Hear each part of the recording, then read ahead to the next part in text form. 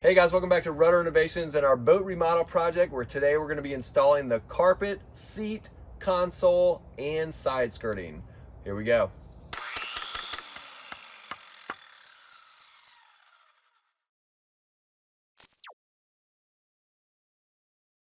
I'm going to start with the seat and console because we wanted to finish out the boating season and weren't 100% sure we were going to go back with carpet.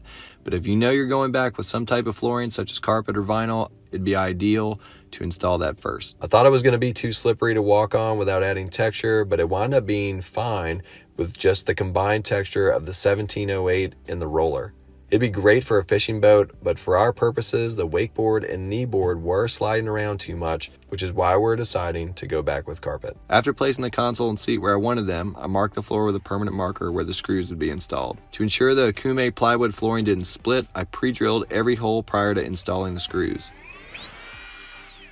Before installing the screws, I used 3M 4200 marine adhesive/sealant to fill each hole to prevent water from getting to the plywood. I then started the screws with my drill and finished them up by hand to make sure I didn't over tighten them and strip out any wood.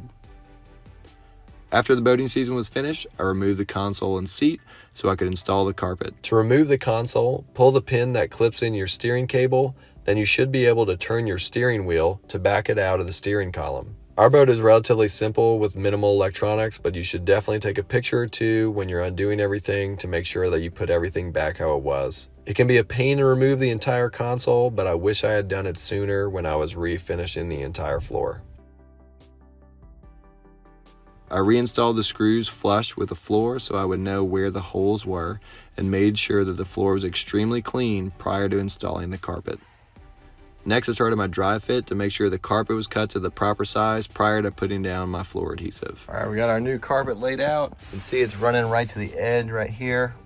Once we glue this down, we're gonna have a 7-inch strip going up to here on the sides, which is perfect because we have a 14-inch overlap here that we're gonna cut off and we'll use for this side and that side, and it'll extend all the way up to the bow. Once I removed the 14 inches needed for the sides, I trimmed off the excess so the carpet was laying flat on the floor and not curling up the sides of the boat. For the carpet, I used a product called Daystar, which is a marine carpet manufactured by a company named Brandon, and the blue color I chose was Cornflower to match a couple of the cushions I had already reupholstered up front. If you want to see how I reupholstered the seats, feel free to click the link in the description or the pop-up if applicable. Alright, we have everything cut and the carpet smoothed out flat. Now we're going to cut around the heads of the screws for the console and seat, which not only allows the carpet to lay flat on the floor, but an unintended consequence was that it helped me make sure it was lined up properly before and during the gluing process. Once I had all the screws exposed, I rolled my carpet from the bow and stern to the middle of the boat, which helped me know where to start on the install process. Then I got ready to put down the adhesive. Alright guys, it's a big day. About to put the glue down for the carpet. Super exciting. I'm going to take these screws and I'm going to lower them down, or I'm going to take them out, do the glue, put them back in for the carpet, and then we'll get this thing rolled out. It's super exciting. This is the day we've been waiting for. I used a 1/4-inch nap roller per the instructions on the adhesive container, and Ultrabond Eco 399 was the adhesive I used to adhere the carpet to the floor. This was the recommendation of the flooring company for marine/outdoor applications, so hopefully they know what they're talking about. Once I had the adhesive poured, I did one last sweep before rolling it on. I started putting adhesive on the sides first because it would have been impossible after putting it down on the floor. Once the sides were adequately coated, I rolled out the adhesive on the floor itself. It was a little hard to make sure everything was coated using white adhesive on the white floor, but it was easier to see in person compared to what shows up on the camera. I also decided to put carpet back on the inside of the console like it was previously to tie it all together, so I put adhesive on the console as well. All right, you can see this side is starting to dry. When it starts to go clear, the side's still working on it. And over here, if you look underneath there, you can see some white spots, but for the most part it's dry. And whenever this stuff is dry to the touch, which it is now, but tacky, it's ready to install. There's still some spots underneath there that are almost ready. When this thing is completely dry and ready, we're gonna lay down the carpet. Before putting the carpet down, I put the console and seat screws in to help me make sure the carpet was properly aligned. As I put the carpet down, I did my best to smooth it out and stretch out all of the excess. I did this by using my hands and feet sort of like a squeegee, pushing the excess fabric to the outside edges. After the bottom carpet was installed, I put up the side pieces. In addition to the glue, I hand stapled the tops of the sides to an existing wooden strip for extra support using stainless steel staples. This is what the end result looked like on both the floor and the inside of the console.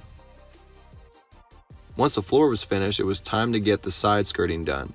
I had some leftover Akume plywood for the floor that I used to create the new side skirting and coated it with polyester resin with a wax additive before installing the carpet. Once that was complete, I laid it on the back side of the carpet and spaced them 6 inches apart so I'd have about 3 inches overlap for stapling it to the back of the skirting. I also used a permanent marker to mark the center where I needed to cut in between the pieces of wood. I used the same 1/4 inch nap roller and adhesive I did for the floor and used stainless steel staples to adhere the carpet to the back of the skirting. Make sure you are putting the adhesive on the side that will be facing out because I did mess up on one of the side skirts because I wasn't paying enough attention to how they were facing. Here's the old carpet that was previously on the side skirting, and as you can see, there's about 4 cuts needed to make it around a rounded curve of 90 degrees. Studying your old carpet can be helpful to see how it was attached before installing the new carpet. The adhesive was supposed to dry within 30 to 60 minutes, and this is what it looked like after 5 hours. When it is white, it is still wet, and when it turns clear, it's dry to the touch, but still tacky, which is what we want. To be fair, the weather was cooler when I did this, so I brought it in the garage and used a heat gun to help accelerate the drying process. Here you can see I used the heat gun on this piece to the right and the piece that's on the floor, so they're ready to adhere to the carpet. When stapling the new carpet, I flipped the skirting adhesive side down, cut the carpet on the line I marked between the pieces of side skirting for my 3-inch overlap, then pulled it over and stapled it down. I found the old skirting seemed to have the sides attached first, then the top and bottom overlapping the sides, so I always started with the sides and then stapled the tops and bottoms last. I tried to pull the carpet as tight as possible when stapling, and I walked on each piece after I stapled it to make sure that the carpet was firmly pressed against the adhesive. Once that was complete, I started the process of installing the skirting to the boat. I used stainless steel screws to attach the skirting to an existing wooden strip that was fiberglass to the hull. After the skirting was installed, it was time to reinstall the console and captain's chair. I used the same method I did in the beginning of the video, but this time I used 3M 5200 marine adhesive/sealant to fill all the screw holes, which is meant to be a permanent bond instead of the 4200 I used earlier, which is meant to be a semi-permanent bond. After that, I tightened the screws by hand to ensure I didn't strip out the wooden floor. After the inside of the boat was finished, it was time to refinish the outside. This is the only shiny sneak peek that you'll get. I don't know if you can tell, but this joker looks like a mirror. All right, guys, thanks for joining us. Join us for part 6 of this boat's remodel journey, where next we'll be restoring its exterior shine. If you have any questions, feel free to comment below. If you like this video, like it. If you're watching on Medium, you can subscribe. Feel free to subscribe, and we'll see you next time. Peace and God bless.